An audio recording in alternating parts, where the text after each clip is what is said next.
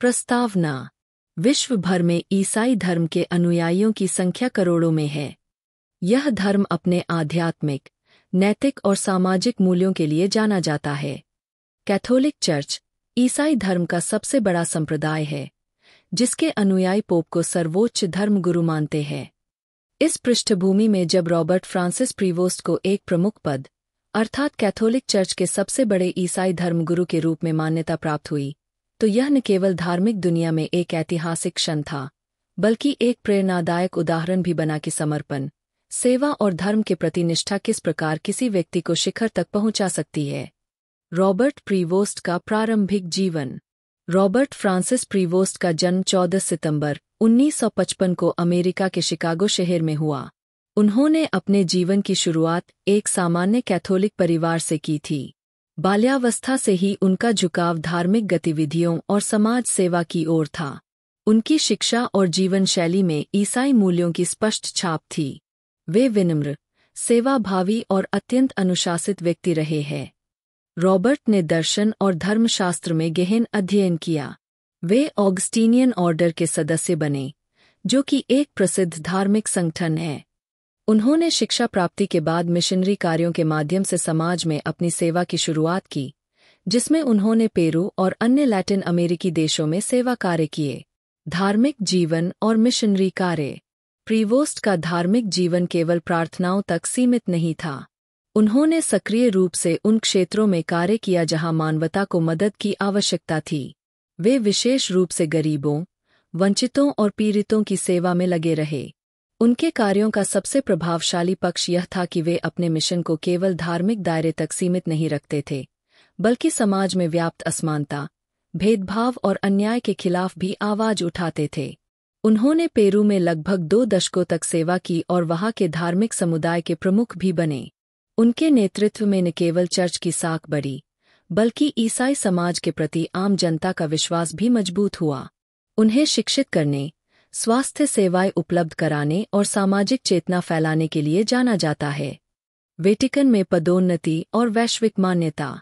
Robert Prevost की लगन और सेवा भावना को देखते हुए वेटिकन ने उन्हें उच्च पदों के लिए नियुक्त करना शुरू किया। वर्ष 2014 में उन्हें ऑगस्टीनियन ऑर्डर का प्रीपोजिट जनरल, सुपीरियर जनरल बनाया गया, जो इस धार्मिक संगठन का सर्वोच्च पद होता है।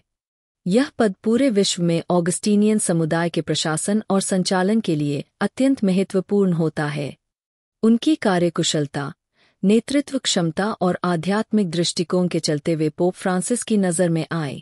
पोप ने न केवल उनकी सेवाओं की सराहना की, बल्कि उन्हें वेटिकन में और अधिक जिम्मेदारियां भी सौंपीं। वर्ष 2023 में उन्हें बिशपों के मामलों के लिए गठित डिकास्ट्री फॉर बिशप्स का प्रमुख बनाया गया। यह कार्यालय कैथोलिक चर्च के बिशपों की नियुक्ति और कार्य संचालन से जुड़ा हुआ है। कैथोलिक चर्च में सर्वोच्च धर्मगुरु की भूमिका।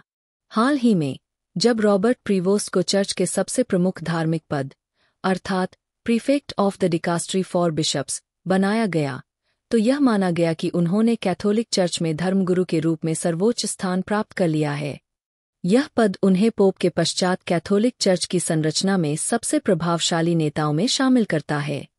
इस पद पर रहते हुए वे विश्व भर के बिशपों की नियुक्तियों, स्थानांतरण, अनुशासन और कार्यनीति के मामलों को देखते हैं।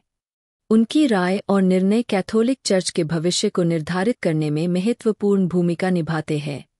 वे समावेशी नेतृत्व, पारदर्शिता और आध्यात्मिक सेवा के सिद्धांतों पर कार्य करते हैं। उनकी शिक्षाएं और आदर्श। रॉबर्ट प्रीवोस्ट ने हमेशा सेवा, दया और न्याय के मूल सिद्धांतों को प्राथमिकता दी है। उनका मानना है कि धर्म केवल आस्था का विषय नहीं, बल्कि सामाजिक क्रांति का माध्यम भी होना चाहिए। वे कहते हैं कि ईसाई धर्म का मूल संदेश प्रेम, सेवा और क्षमा है, और यही सिद्धांत समाज को एकजुट कर सकते हैं। उनकी यह सोच कि ईश्वर की सेवा मानवता की सेवा से होकर जाती है, अत्यंत प्रेरणादायक है। वे धार्मिक कट्टरता और विभाजन के विरुद्ध खड़े होते हैं और सभी धर्मों के साथ सौहार्दपूर्ण संबंधों की वकालत करते हैं। उनके भाषणों और लेखों में यह दृष्टिकोण स्पष्ट रूप से झलकता है। रॉबर्ट प्रीवोस्ट का वैश्विक प्रभाव। रॉबर्ट प्रीवोस्ट की नियुक्ति केवल एक पद नहीं है, बल्कि यह एक विचार का प्रतिनिधित्व करती है। वह विचार जिसमें धर्मगुरु न केवल आत्मिक मार्गदर्शन देता है, बल्कि समाज के प्रत्येक व्यक्ति के जीवन को बेहतर बनाने के लिए कार्य करता है। उनकी नियुक्ति से कैथोलिक चर्च में एक नई ऊर्जा का संचार हुआ है। उनका वैश्विक प्रभाव शिक्षा, स्वास्थ्य, महिला सशक्तिकरण और अंतर्धार्मिक संवाद जैसे क्षेत्रों में भी दिखाई देता है। वे उन दुर्लभ धर्मगुरुओं में से हैं जो आधुनिक समस्याओं जैसे जलवायु परिवर्तन, गरीबी, लैंगिक असमानता और राजनीतिक भ्रष्टाचार के विरुद्ध मुखर होकर आवाज उठाते हैं। भारत और एशिया पर दृष्टिकोण। रॉबर्ट प्रीवोस्ट ने एशिया, विशेषकर भारत के संदर्भ में कैथोलिक चर्च की भूमिका को सुदृढ़ करने की दिशा में कार्य किया है। वे मानते हैं कि भारत जैसे बहुधार्मिक और सांस्कृतिक विविधता वाले देश में कैथोलिक चर्च को एक सेतु की भूमिका निभानी चाहिए। वे चर्च को शिक्षा, स्वास्थ्य और सामाजिक विकास के माध्यम से भारतीय समाज में सकारात्मक योगदान देने की प्रेरणा देते हैं। उन्होंने यह भी कहा है कि भारत में ईसाई धर्म को स्थानीय संस्कृति, परंपराओं और भाषाओं के साथ सामंजस्य स्थापित करते हुए कार्य करना चाहिए। इस दृष्टिकोण से यह स्पष्ट होता है कि वे आधुनिक सोच और सांस्कृतिक संवेदनशीलता के पोषक हैं। नारी अधिकारों और समाज सेवा के प्रति दृष्टिकोण। रॉबर्ट प्रीवोस्ट नारी सशक्तिकरण के मजबूत समर्थक हैं। वे मानते हैं कि चर्च को महिलाओं को अधिक नेतृत्वकारी भूमिका में आने का अवसर देना चाहिए। उनके अनुसार किसी भी समाज या धार्मिक संगठन की प्रगति तभी संभव है जब महिलाएं उसमें समान रूप से भागीदारी करें। इसके साथ ही उन्होंने चर्च की गतिविधियों को गरीबों और वंचितों की सेवा की दिशा में अधिक केंद्रित करने का सुझाव दिया है। वे मानते हैं कि समाज सेवा ही किसी भी धार्मिक संगठन की असली पहचान होती है। उनके कार्य और वक्तव्य इस बात को पुष्ट करते हैं। आलोचनाओं के प्रति प्रतिक्रिया। किसी भी बड़े पद पर आसीन व्यक्ति को आलोचनाओं का सामना करना पड़ता है, और रॉबर्ट प्रीवोस्ट भी इससे अछूते नहीं है। कुछ परंपरावादी विचारधाराओं ने उनके समावेशी दृष्टिकोण और उदार विचारों की आलोचना की है, लेकिन उन्होंने हमेशा आलोचनाओं का उत्तर शांति, धैर्य और विवेक के साथ दिया है। उनका मानना है कि मतभेद लोकतंत्र और संगठन के स्वास्थ्य के लिए आवश्यक है, बशर्ते वे गरिमा और सम्मान के साथ व्यक्त किए जाएं।